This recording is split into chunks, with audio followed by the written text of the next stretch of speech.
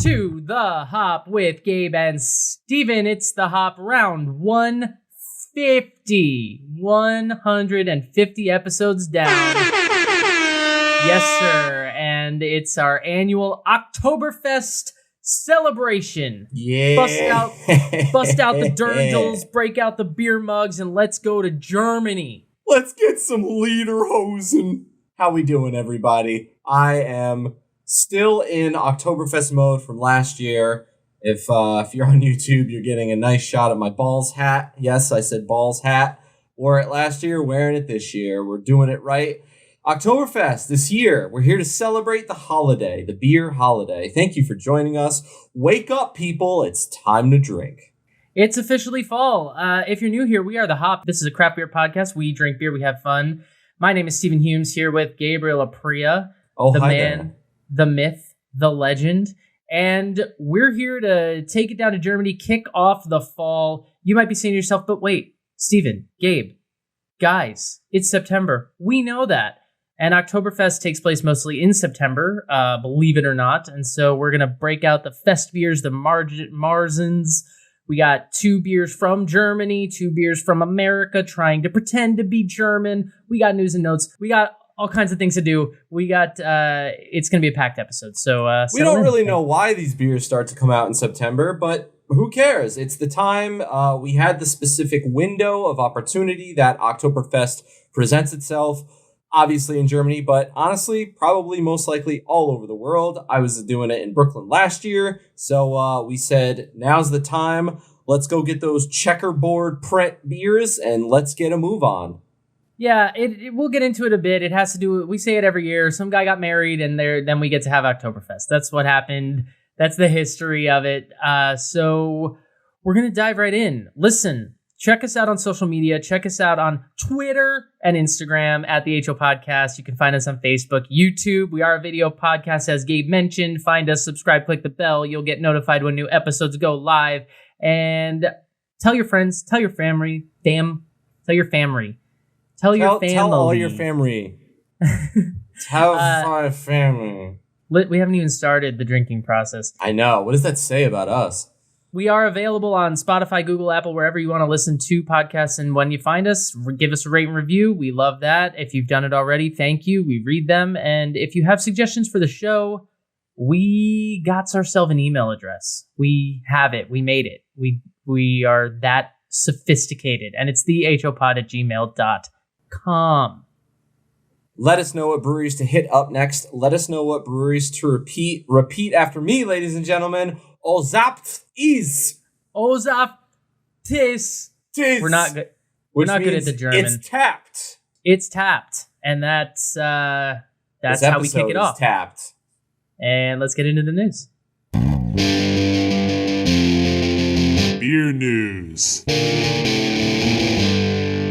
Alert, alert, alert. There is a new hop on the market. It's Yakima Quality Hops, Yakima, Washington. This company is responsible for a lot of the hops that you know and love, and they have introduced Ilani, a new hop variety that apparently boasts tropical notes of pineapple and guava, along with white peach, citrus, tangerine, lime, orange zest. Sounds like an IPA hop to me. I don't know about you. Sounds very fun. Sounds very unique. Sounds like we got a new hop alert. We love new hops. We still need to figure out whose job it is to name these. Ilani sounds like a person, which I love. So I think my next job in life would like to be the hop namer. Whoever it is responsible for saving us from the real scientific name of the hop, which is apparently YQH-1320 space EXP. No. So Ilani works a lot better for me. So I look forward to those Ilani hopped IPAs. Amen. Weathered Souls, you know them, you love them, been on our podcast. Weathered Souls is seeking an equity partner to take over a majority share from their co-founder. So basically one of their co-founders is trying to step away. Mike Holtz is the man's name. He founded the company along with Marcus Baskerville. If these names sound familiar to you, it's because they are largely responsible, actually solely responsible for creating the Black is Beautiful beer initiative, which we are big fans of. So Weathered Souls is awesome. If you're looking to buy a brewery, there's one in Texas on the market. The market's hot right now. Get your bids in while you can. Weathered Souls is great. We love. They have all different kind of crazy concoctions that they make, and it's really dope. Yeah, they're an awesome brewery. So, Mike, thank you for your service to the beer world. We wish you luck in your future ventures, and we hope somebody buys you out. Maybe we'll do it. We'll talk. I mean, we just got to get our accountant over here to talk to us about our financials, but I mean, I think we can place a hefty bid. Our people will call your people. Amen. Molson Coors has been in the news a lot. They are apparently they did a bunch of conferences and stuff. They were basically talking about their growth that they see for the coming quarters and how they see, quote, game-changing momentum. They're refreshing the Blue Moon brand, and they've apparently talked about focusing on categories that they feel they have a, quote, right to win. And this is things like non-alcoholic beverages, energy drinks, as well as whiskey, flavored adult beverages, no alcohol beer, stuff like that. Molson Coors, if you want to win, just take the corn syrup out of your beer, and then be a winner in my book. Stay thirsty, my friends. Yeah, but you wouldn't stay thirsty, my friends. That's the whole problem. I want to know what they're doing to Blue Moon. They're trying to turn it around. I assume it's just going to be a new label. And it's going to be like, look, it has a new jacket. And everyone's going to be like, cool, and still not buy it. But put the work in, guys. You know, it mentions here that they first Super Bowl ad in over 30 years. Maybe get another spot in the Super Bowl. Yeah, I think with regard to Blue Moon, it seems like it's just packaging. It doesn't look like they're changing the brand, like the product at all. But make a hazy IPA Blue Moon. That could be done easily with the type of beer it could be. But Blue Moon is Belgian, sort of. Yeah, it's all bad. Basically, what I'm saying is crank the ABV and throw in Easel hops, Ella hops, Elia hops. What is it? Ilani hop it. He only said it 20 seconds ago. Alani hop it. I like it.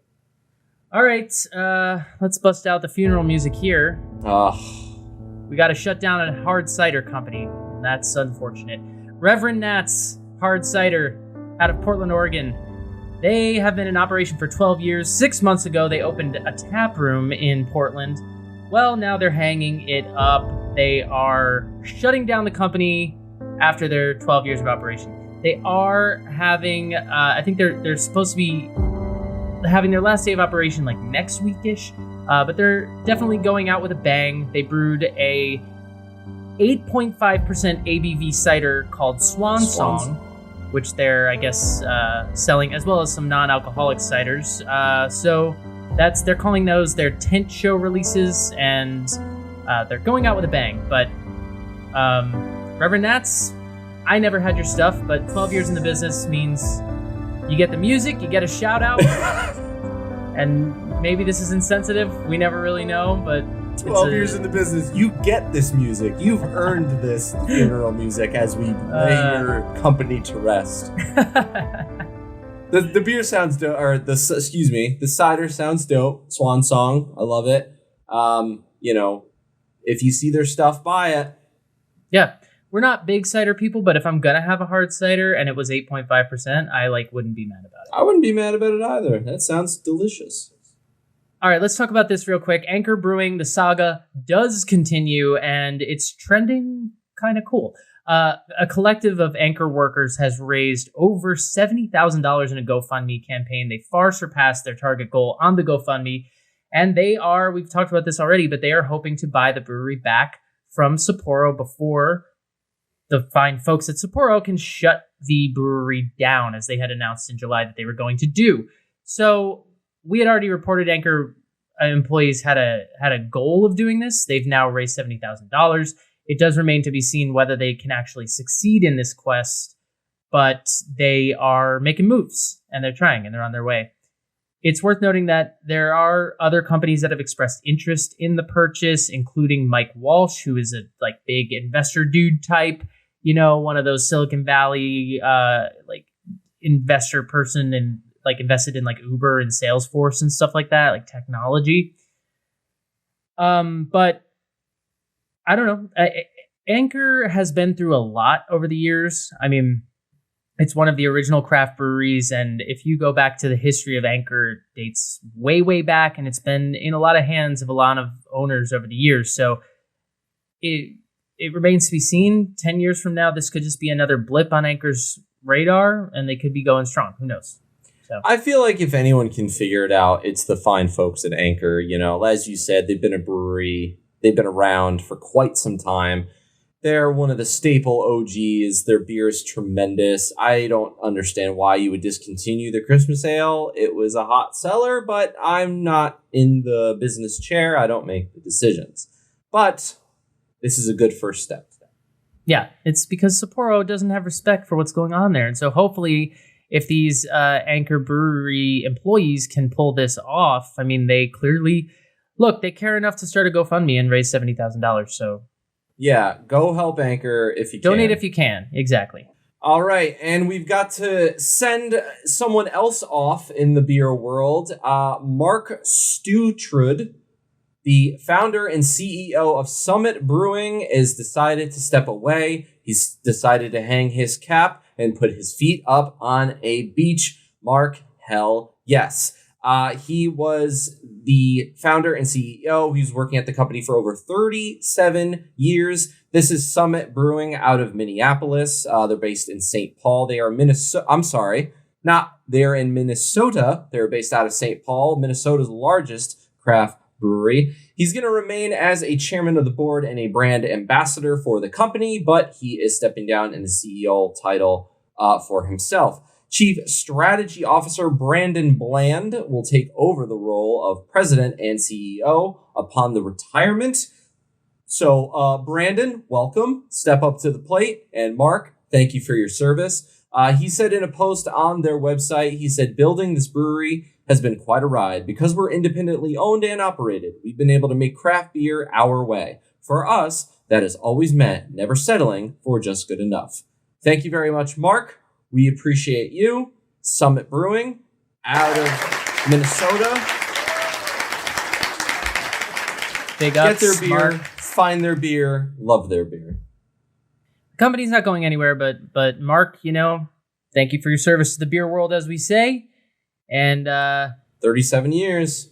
we hope you're sipping something with rum in it on a beach somewhere and enjoying the trappings of your career. I don't know how to finish trappings. The trappings of your work. Okay. The thirst trap of your career. That's what you're trying to say. The thirst trap. Yeah, he's still young. He's the thirst trap, right? He posts those.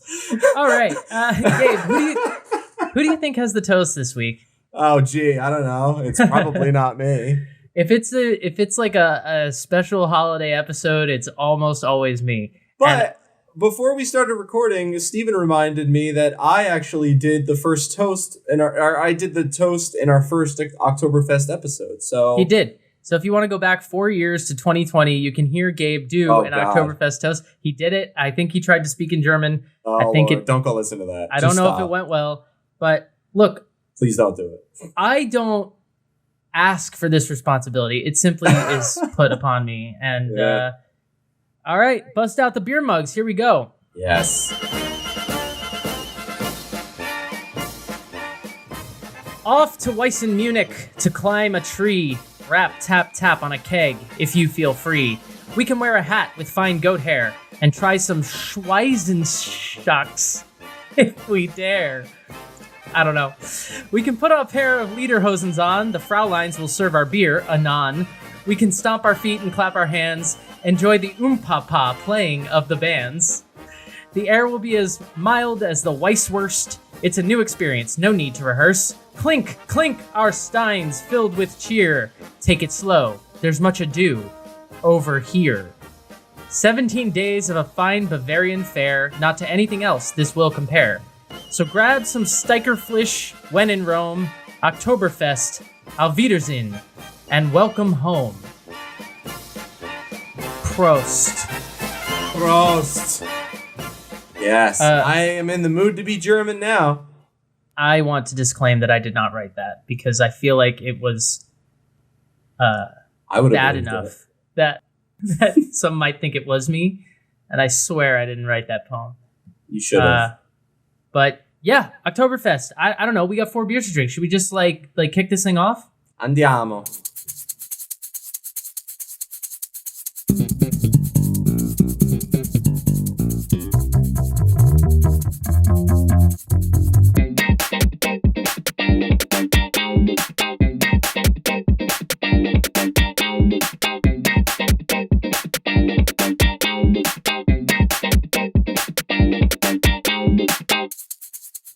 All right.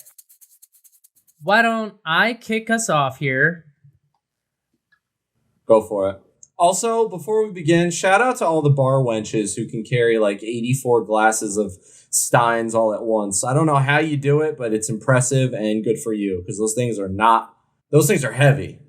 Yeah, if you're not familiar with Oktoberfest, just do some Googling and get acquainted. It's a giant festival in Munich, and these beer mugs. So I have an authentic one here.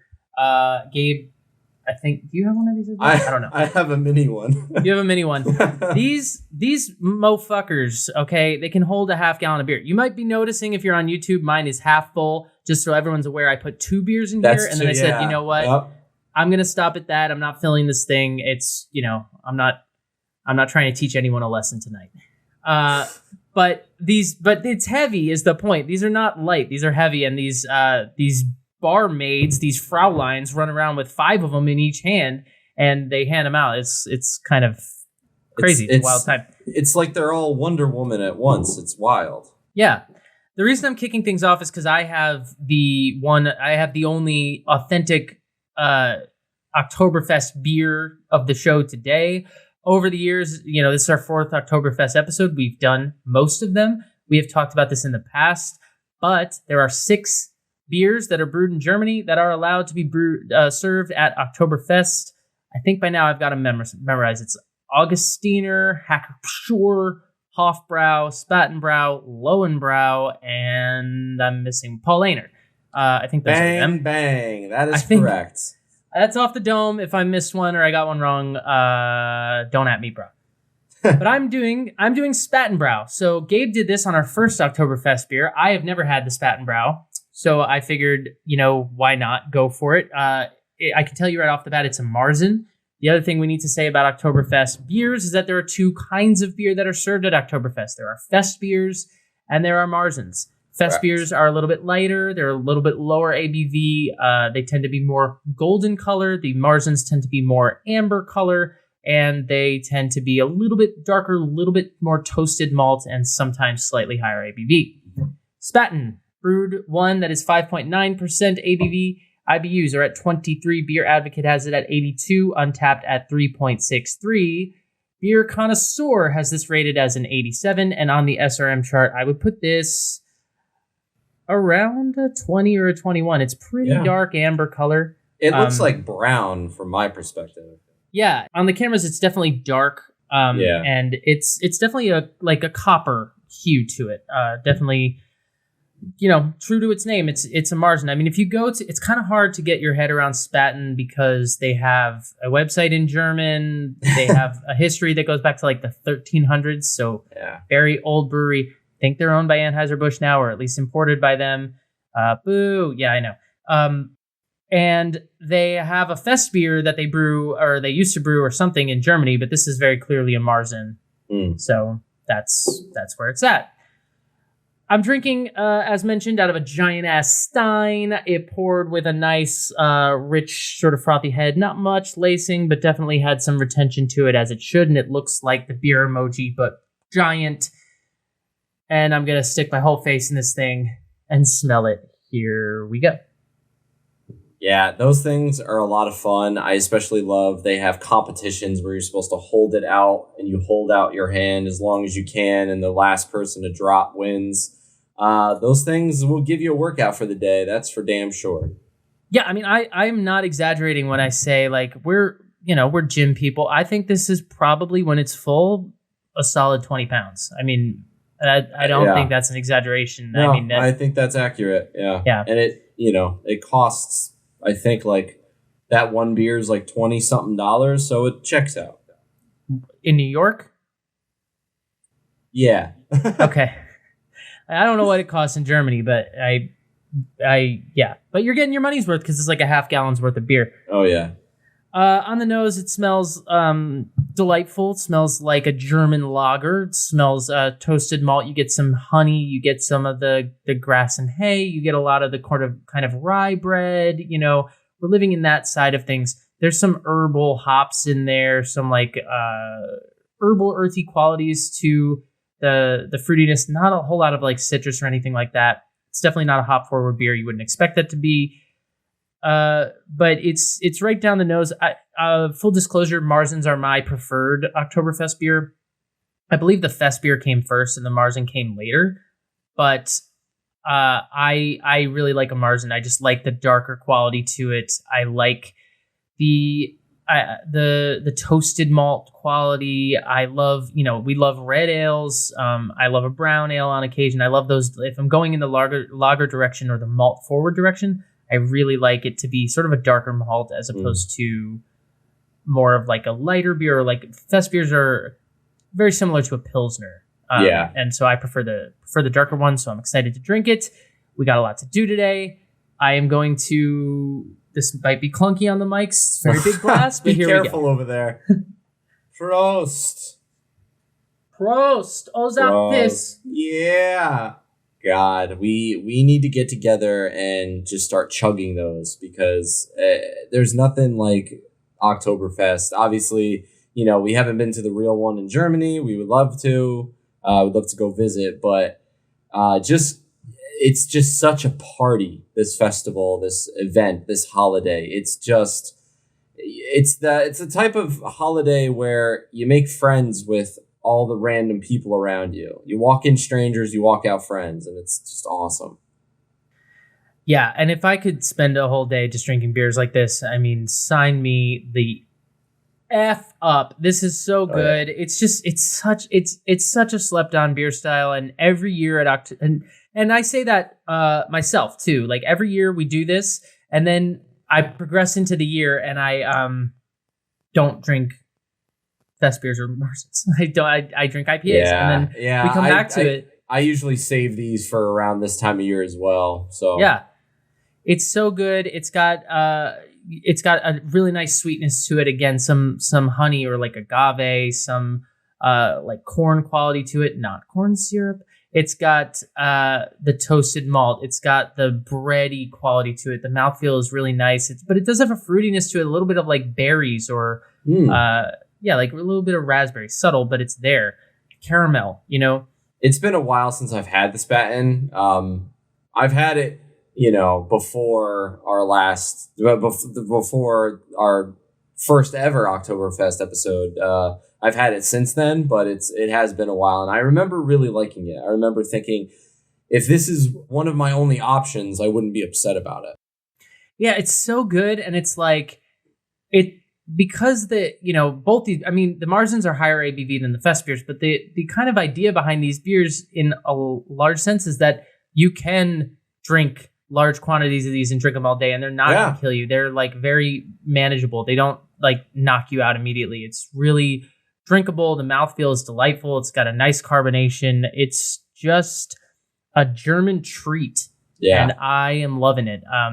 We on an episode like this, we don't tend to go into the breweries too much, just because we don't have time. Also, a lot of these breweries are returning. But I will tell you that the history of Spaten, I mentioned it dates back to the 1300s. It became the largest brewery in Munich in 1860. It stayed that way for about 30 years, and then they became well known for. They were one of the first breweries in Germany to introduce a Helles.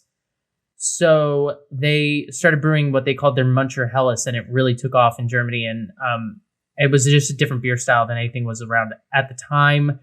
In 97, they joined with Lowenbrau, which is one of the other German Oktoberfest breweries, to form this bigger brewery called Spaten Frankenzahner or something like that. And they're now owned by Anheuser-Busch. So, yeah, gross. But I mean, you do what you can, right? You do what you can. But they have two tents at Oktoberfest, or two of the tents at Oktoberfest serve their beers. One of the tents behind me is one of them. They call these tents, if you're looking at it on YouTube, they're buildings. I don't know why they call them that. But Because I'm pretty sure in Germany, it's like they have some sort of tent somewhere outside. There's probably a tent canopy involved in this building. Right, I don't know. But it is a building. They all look like this. Hacker Shore has one. Paulaner has one. But if you look at all these different breweries have them, and like even smaller breweries in Munich and stuff do operate tents there. Like I think Gabe's brewery has a tent there, but they have to serve the 6 beer. So you can look and see like who operates the tent, but also whose beer is being served. So there's a couple that serve Spaten. I think there's 2 of them. And this is one. So delightful. Oktoberfest is awesome. And if you're interested in Oktoberfest, or you're like, yeah, I should get down with that more. Just do a little bit of research. Walk to the import section, and like some of these are really widely available. You can get Paulaner's Festbier or Marzen. You can get Hacker Peshor's Festbier or Marzen. I'm pretty sure. And if I'm not mistaken, I think you can get these beers almost all year round too. Like definitely during the colder months, like once Oktoberfest is done. I mean, these tend to stay in the beer fridges and stores for a little while. So I mean, I think they're great options for Oktoberfest. I also think it's a great option for fireplace, cozy night in, snow outside, walking into winter wonderland. They're great fall beers. That's the whole point. I mean, I'll talk a little bit about like why these beers when Gabe is drinking his. But there's reasons that these Festbiers and Marzens are the beers of Oktoberfest, and they're great fall beers, and they were what they could brew at the time. So, I prefer a Marzen. What do you prefer? Tweet us at the HO Podcast. Let us know. X us. Tweet us on X. Segues are weird. It's my turn. I do not have one of the Oktoberfest OGs, but I do have a German brewery with an Oktoberfest style beer. This is from Warsteiner. This is their Oktoberfest. So I thought it was a Marzen, and then I poured it, and it's very different than Stevens. It is quite literally the description of a Festbier. It is very light in color. It is literally the beer emoji. I am drinking out of a smaller beer mug. Good fluffy head retention, but on the SRM chart, it's between like a 4 or 5. It's like got that light yellowish, little bit of orange coloring to it. It is that classic style. It is also 5.9% ABV, 21 IBUs to speak of. Beer Advocate gave it a 79. Untapped gave it a 3.62. The note from the brewery says, dedicating the world's biggest public festival to beer might seem silly to some, but we Germans are very serious about that. As serious as we are about our limited Warsteiner Oktoberfest Special Edition. This beer is brewed with hand-selected hops, Munich-type spring barley malt, and extra soft brewing water from the Arnsberg Forest Nature Park. Its well-balanced taste will make you feel like you are part of the Oktoberfest wherever you are. I am gonna smell. Did you say soft water? I sure did. I can't wait to talk about it. We've got soft water again. I feel like this is not the first time that's come up on this podcast. That is correct. We love our soft water. Yeah, if you look at so essentially what happened was there was a decree in Germany for a long period of time in the like 1500s where brewing was forbidden in the summer, and these Marzens lasted longer. So they would brew these Marzens, which are darker and higher ABV, because they could brew them over the summer, and then they had to stop brewing by like September 29th. And then those would last longer into the winter, so they weren't just beerless, because that would be a 5-alarm fire. So that's where the Marzen came to be. And then the Festbier is the lighter, lower ABV one, as we mentioned. And when you look at pictures of Oktoberfest and you see these Frauleins with their giant beer mug handles, you'll just see 2 colors, gold and copper, and they're just running around. And other than that, they all look the same, and it's awesome. And it's kind of refreshing being from America, honestly, to be like, there's no IPAs in sight.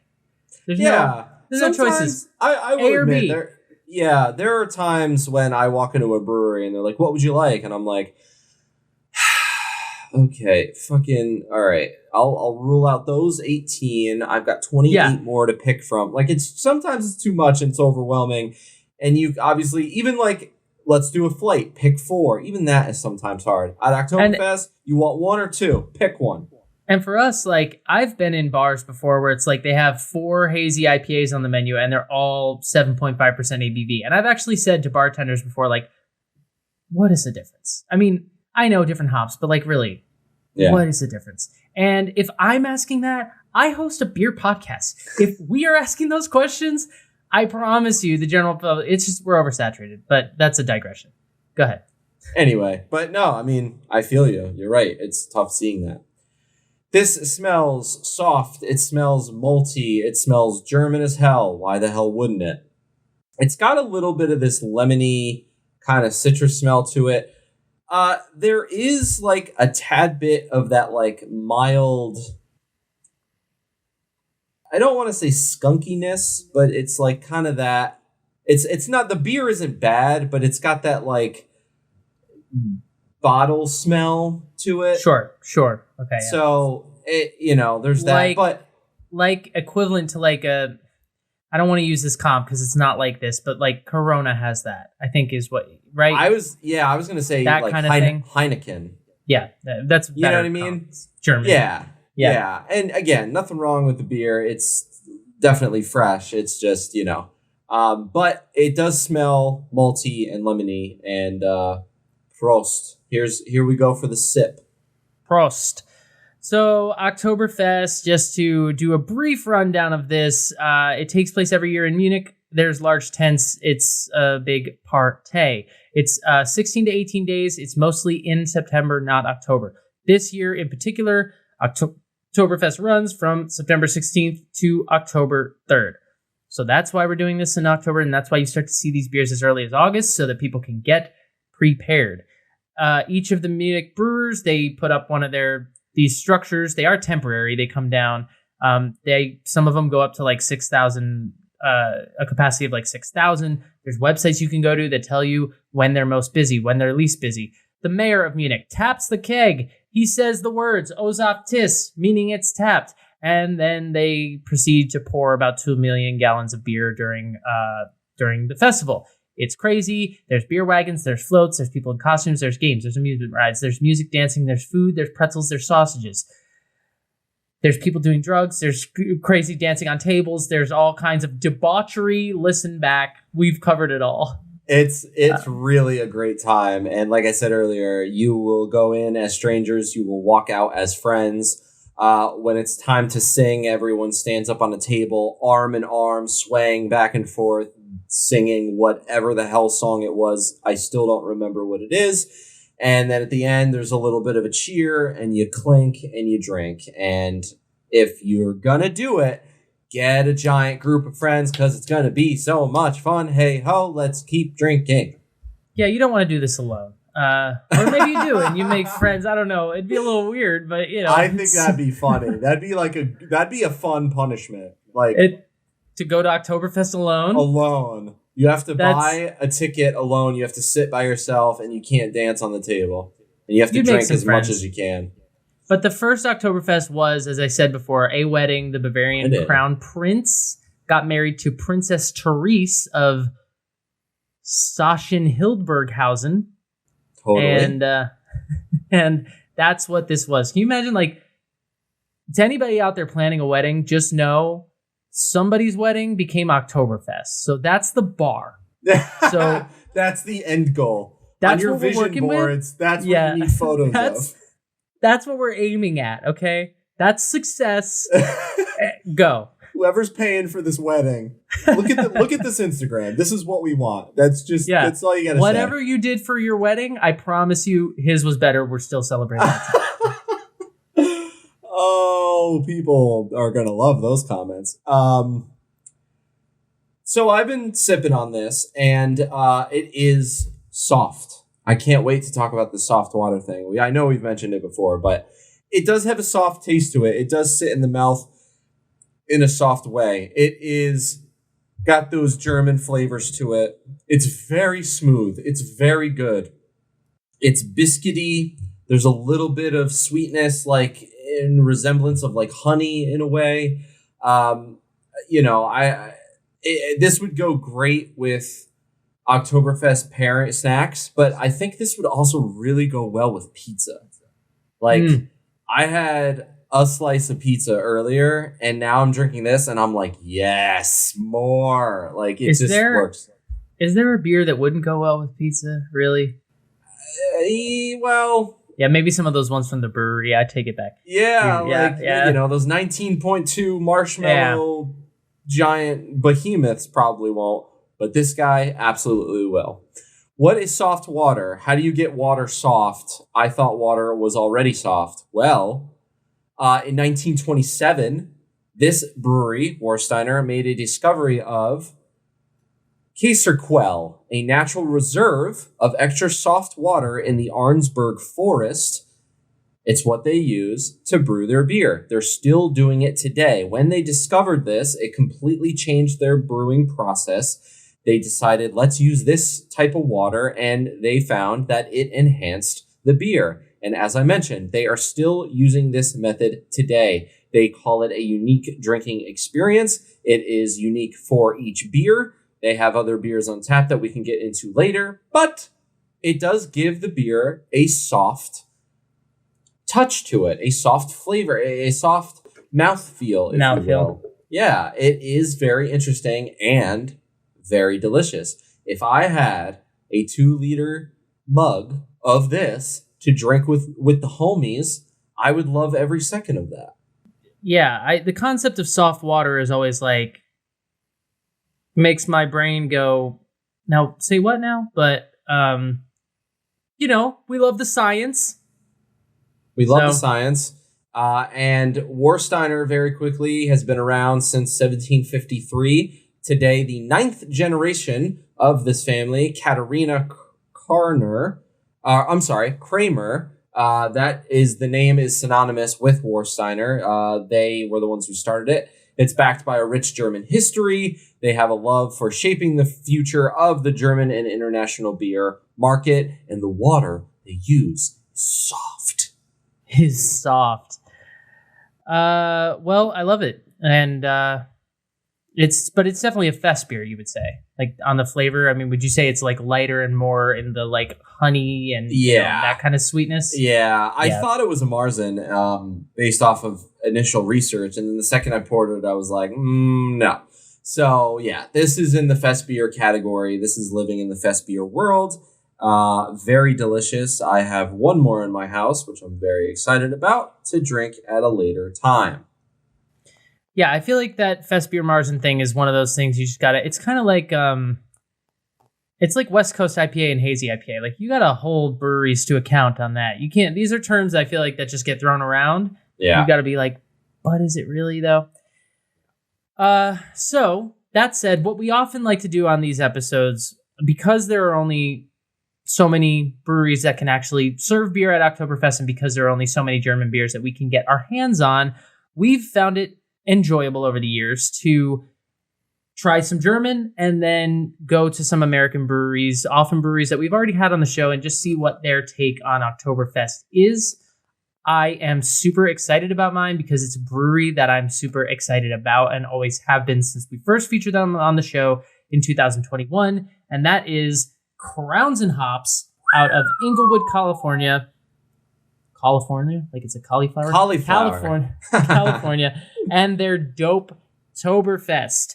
This is a Marzen-style lager. They say Döpetoberfest is styled after the traditional Oktoberfest beer called a Marzen.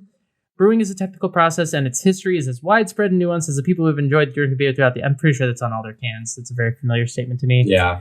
Döpetoberfest is our ode to the excellent German style of beer, plus a nod to the culture and our community. So, Crowns and Hops, go back and listen. It's round 61, I believe, and I will vet that. Yeah, round 61. They are awesome. It's a brewery founded by two people, husband and wife team, Benny Ashburn and Teo Hunter. They formally refer to themselves as Dope and Dank. And when we profiled them, they were a very young brewery. I'll tell you right now, they are making moves. When I walk into my local beer store, there are a ton of Crowns and Hops beers in there. They're opening their new tap room before the year is up. It's going to be within walking distance of SoFi Stadium, and they are crushing it. So when I saw that they had an Oktoberfest beer, it sort of was like, I didn't even look around. It was sort of like, great, that's it. That's the one. This'll work. It's 5.6% ABV. Beer Advocate has not enough ratings. Untapped has it at 3.7. Here it is in the glass. It's a little lighter than the one I was working with before. I've got a smaller beer mug this time.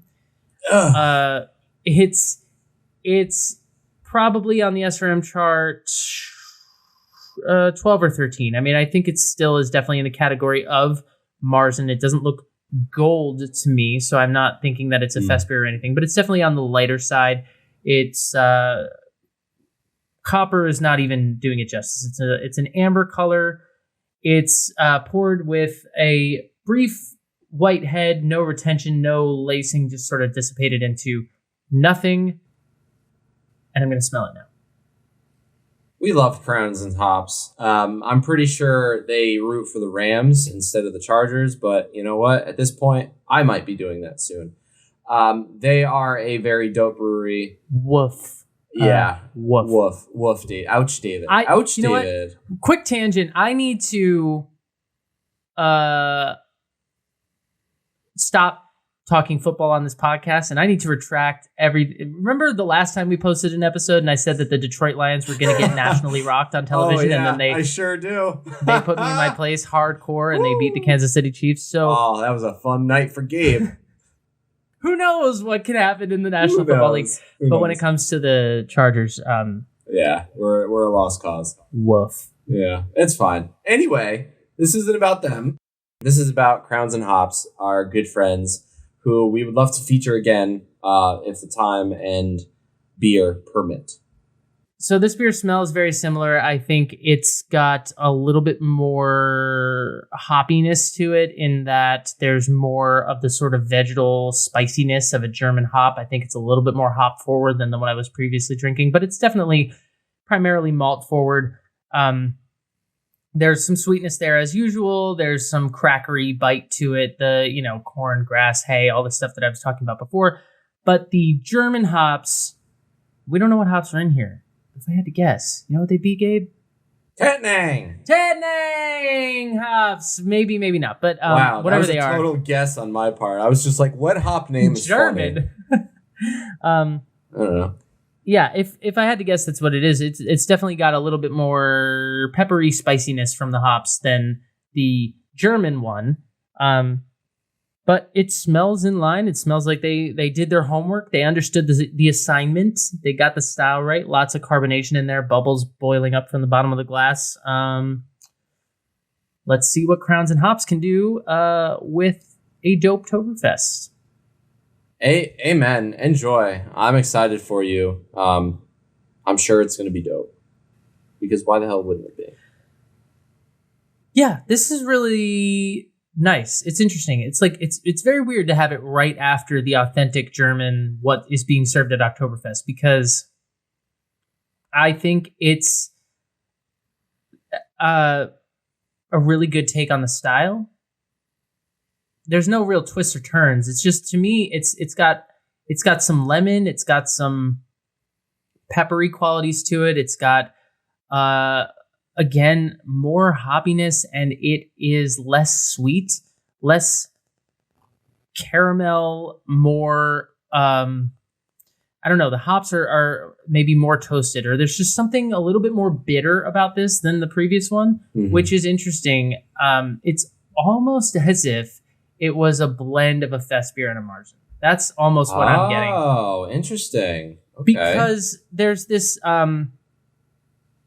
Pilsnerish quality to it. There's this distinct like corn husk thing, and this bitter, like sort of vegetal bitterness, and the hops are a little bit spicier and a little bit more prominent, and it's a little less sweet. And again, the lemon and that kind of citrus there. Like I don't get like raspberries on this like I did on the Marzen, the German Marzen. It's a little bit more bitter, I think is a good way to put it, or earthy is a good way to put it. And those are not bad things. That doesn't make it not a Marzen. It's just interesting to have the two back to back because there's like very, very subtle differences, I think, in this one. And I think it's a good take on the style, but I'd be very interested in like, what did the Germans have to say? You know? Yeah. Which I always am. We say the same thing when we do like, when we do St. Paddy's Day and we do American Irish Stouts, right? We say the same thing then. So all that to say, it is good. It's a nice beer. I have 3 more of these. Can't wait to drink them. We are just loading up on Oktoberfest beers in this household. It's got a pretty high carbonation. I think the mouthfeel is a little bit less smooth and creamy on this one than the last one. It's a little bit more zingy, a little bit more poppy. But it's a really good beer. And again, Crowns and Hops is just a company that when we did an episode on them, we felt I feel like they were very young, and I feel like now they're like the concept of doing a Marzen. First of all, doing lagers in and of itself is more complicated than doing IPAs and doing ales, right? It's a longer brewing process. They're bottom feeding beers. It's just, I think automatically when you see a brewery doing lagers, they're already at a level of sophistication that a lot of breweries aren't. And so to see Crowns and Hops experimenting in this world and diverting away from their IPAs and their, they were doing a Pilsner, which is a lager, I guess. But this is a level of sophistication that I think shows the growth and the continued success and potential. And we continue to be rooting for them. Always have been. But I think it's awesome. I would love to do a follow-up episode, to show like how far they've come. Because like you said, they have been making moves. They have been expanding. And I think when we started with them, they were still working on a brick and mortar. If I remember correctly, they had like the blueprints and that was kind of it. Yeah, I think they were kind of like nomadic brewing. And I think now, I don't know if they have their own space or if I'm not sure. I know they do a lot of collabs with other things and other breweries in the area. And I know that I see a lot more of their just SKUs when I walk into my local beer store. And I know, as I said, that they're opening a tap room.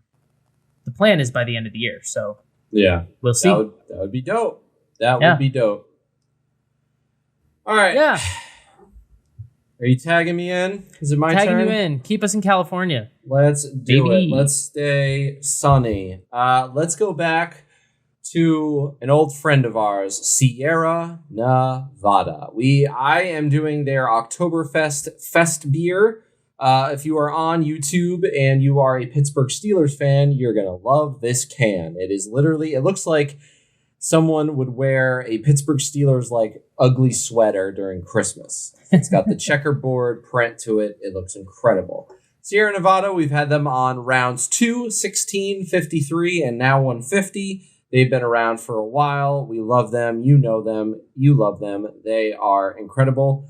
As I mentioned, I have their Festbier. This is what it looks like in the glass. A little bit darker than the Warsteiner I had, but still kind of in the copper category, hence the Festbier name. This beer was made in collaboration with curated, a German brewery that helped them make this. The quote from the brewery says, "This collab is 20 years in the making, back when our brewmasters were classmates in Berlin. Today, curated is turning German craft beer on its head, just like we did stateside. And our mutual passion is fused in this fest beer that's bright like polished copper, rich in biscuity malt, and balanced by a punchy blend of German and American hops. Punch, punch. Am I right? Let's get into it." Yeah, Sierra Nevada, I mean, we've had them on the show a lot, but we haven't had them on the show since 2020. So it's been a minute. They were one of the first breweries we ever did. You know them, you love them. They're one of the biggest craft breweries in America.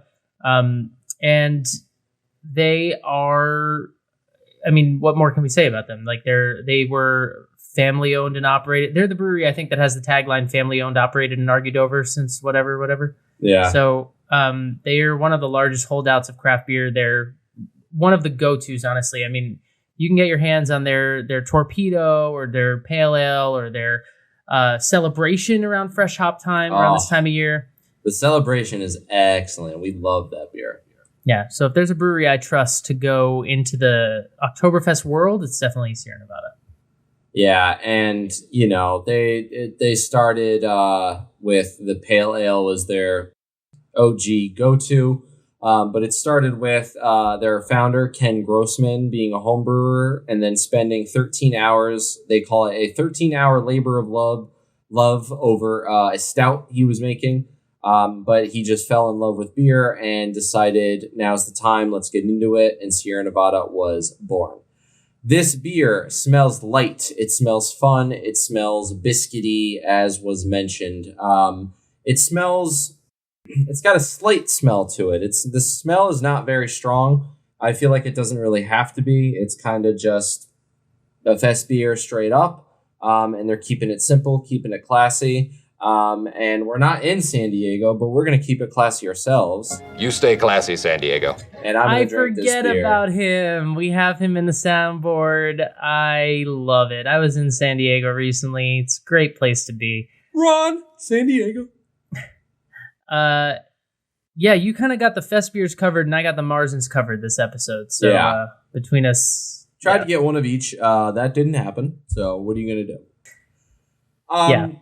This beer is very interesting. The carbonation is very, very subtle. There's not a lot going on, but the flavors are really coming through. That German influence, the earthiness of the hops that give it that.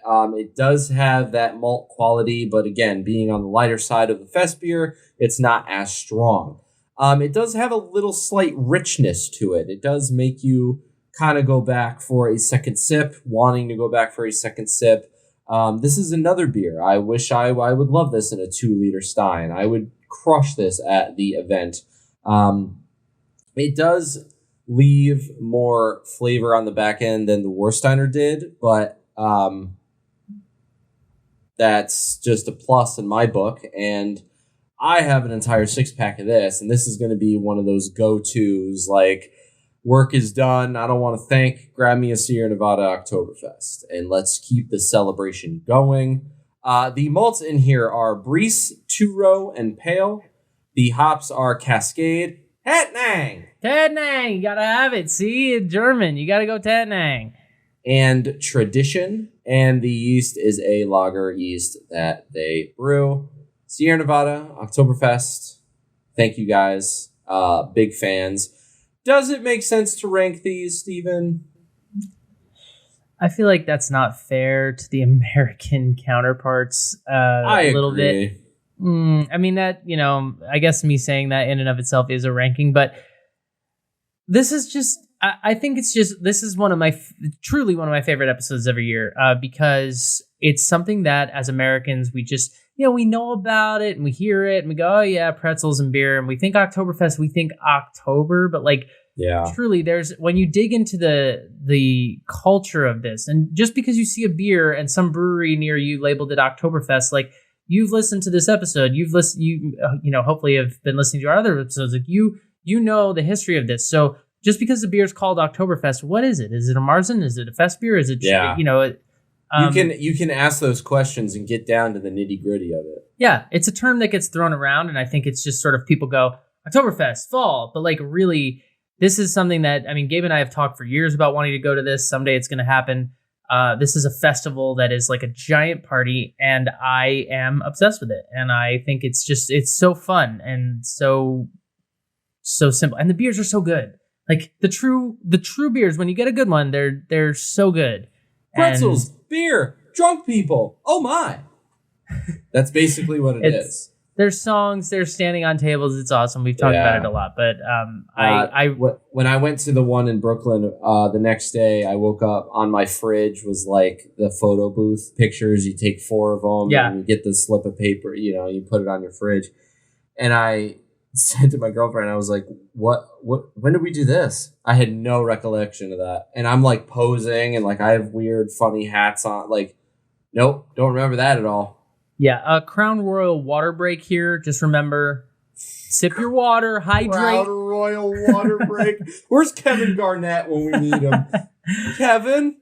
I don't know where he is, but I know who we do need right now, and that is Mr. Bob Ross, donned in lederhosen and ready to go, because we are pushing it. So, Bob?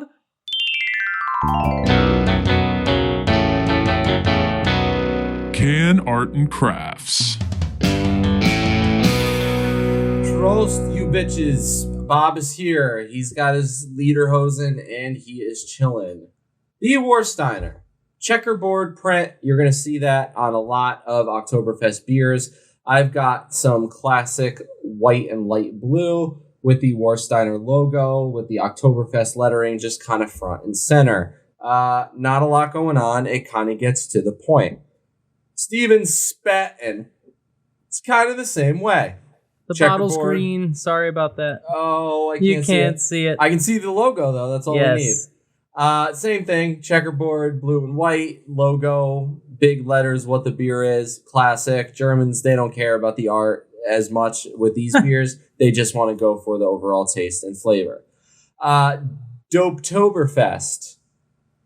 Classic white can. Classic gold and blue lettering. How y'all going to tell me you're not Chargers fans? Come on. Very, very shiny. Crowns and hops. Big, bold, beautiful letters with, as you mentioned it, the checkerboard print. They understood the assignment. Sierra Nevada, same thing. As I mentioned, Pittsburgh Steelers fans, get this beer. You will want to hold on to it because it's y'all's colors. Like, to a T. It's not like black and yellow. It's like Steelers black and yellow. Like, it's awesome. Checkerboard print, big, bold, beautiful letters, Oktoberfest, Festbier, right on the can.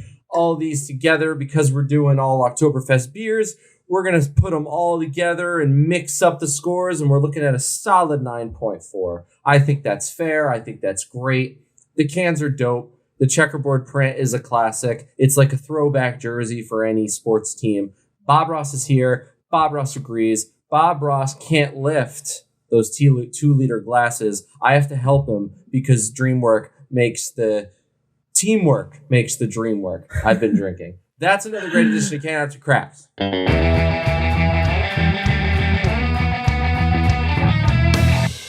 Bob Ross, weak. So what else is on tap?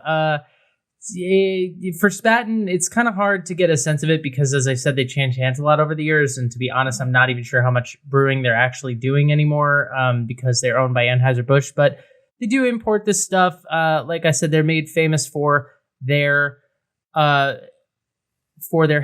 They also have an Oktoberfest beer. Apparently in Germany. I don't know if you can get it here, but they have it. They've had a lot of different German styles over the years. They've got a Dunkel, which we have done like 2 of on the show in the history of the hop, but we absolutely love. Spaten Premium Lager. There's a few that they've had. Optimator, which is a Doppelbock, which is a Bock that is a double Bock. We've done 1 or 2. But yeah, they've got some stuff if you can find it. It's hard to find in the States. That's the reality of it. But when it's imported to you, it's an old brewery with a lot of history and tradition. So that's there for you. Warsteiner, they have their classic, they call it their premium beer. They've got a 0% alcohol one called Fresh. They've got a Dunkel roasted barley malt. They've got a Radler, premium Radler, basically giving off that like kind of sort of flavor in the beer. They've got a beer called an Herb, double hopped Herb, a Winter, a Helles beer, Ludwig Weiss beer, Hell, all different options. This is another one. Check the imported section. I'm sure you can find more than one. Crowns and Hops is famous for the beers. A lot of the beers we did on the show, their 8 Trill Pills was one of their originals. They've got their Dopest Hazy IPA, their BPLB Hazy IPA. They've got their Mama's Series, Mama's Punch, and Mama's Keys, which are their tart ales. They those have were Pilsner. Good. Yeah, I think we had one of those. Mama's. Yeah. We had Mama's something, right? We had the Mama's Punch, which is a sour tart fruit punch ale, but they also have one that's a key lime pie tart ale. West Coast IPAs, and then, I mean, like, the one I'm drinking now is not on their website, so they have stuff that they don't even list. They're pumping new stuff out all the time, so they're growing. And Sierra Nevada, too many to name. Celebration, the Pale Ale, the other ones. But I'm looking at the Cryo Fresh Torpedo. This is a wet, hot IPA. Wet, hop IPA. It's nice and wet. A wet hot IPA. That's what wet hot American IPA. It is brewed with Mosaic, Citra, and Simcoe. It seems and looks very delicious. And with that, we have to get out of here, but not before we do what we do at the end of every episode. It is time for our Oktoberfest last call.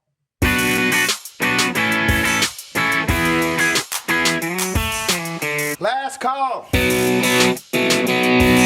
Our boy Reza Baluchi is at it again. If you remember way in the past, I couldn't recall what episode it was on, but one of our last call fun topics was talking about a man who was trying to cross the ocean in a, say it with me everyone, giant floating hamster wheel. That is correct.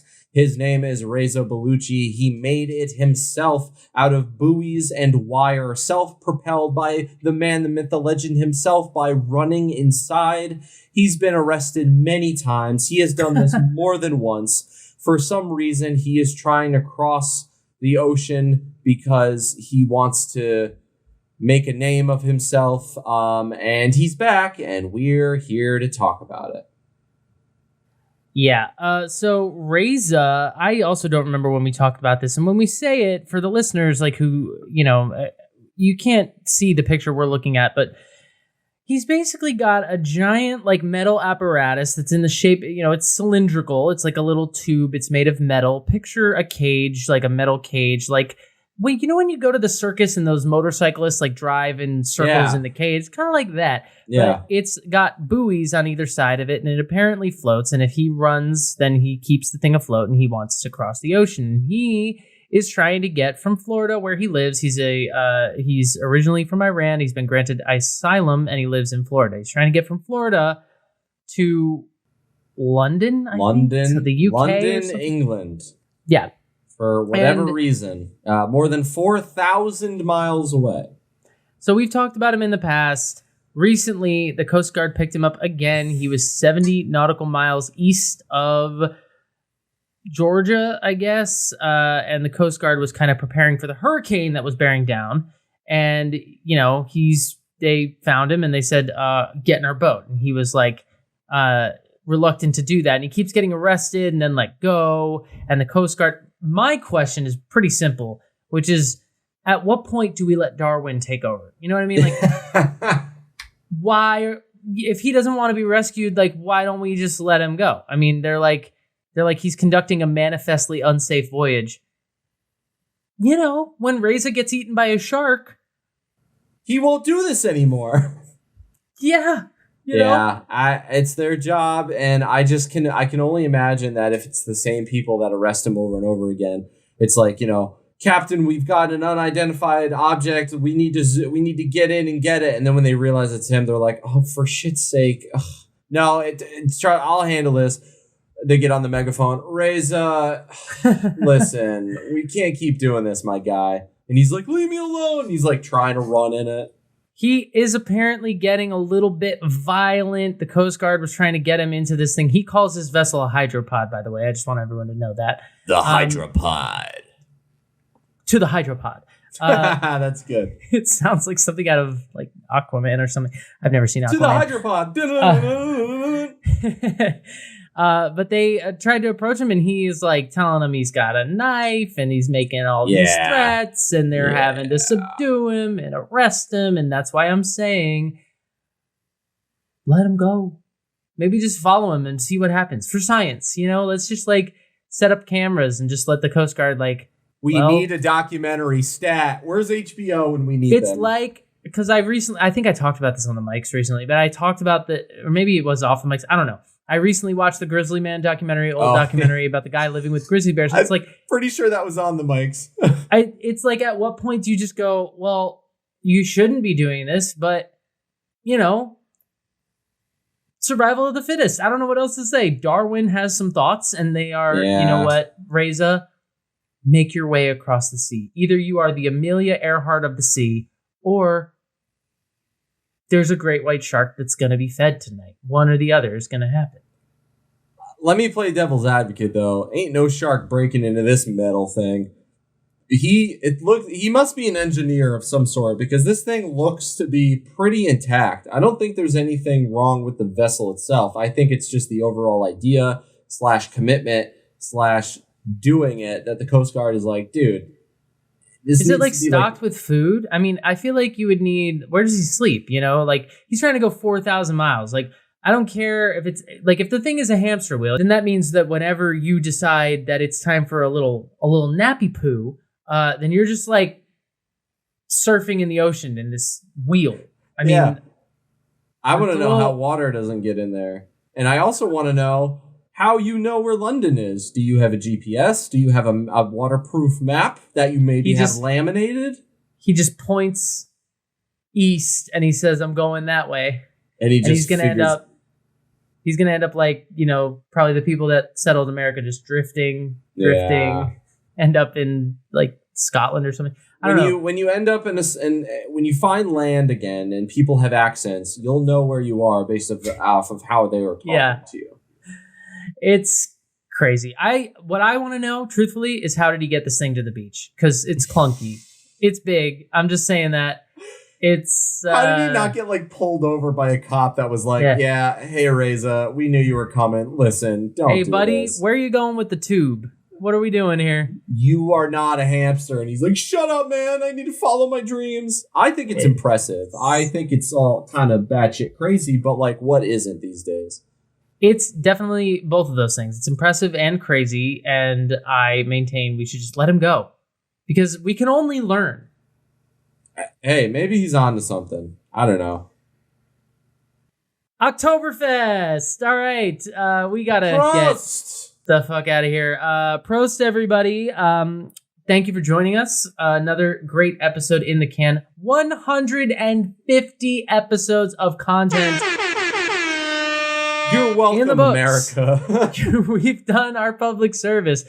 Listen, we'll be back next week. We're headed into October. We got the holidays coming up. We got fun episodes coming up, as we always do. So we look forward to that. And until then, drink good beer. Tell someone you love them tonight. And Prost. Prost, everybody.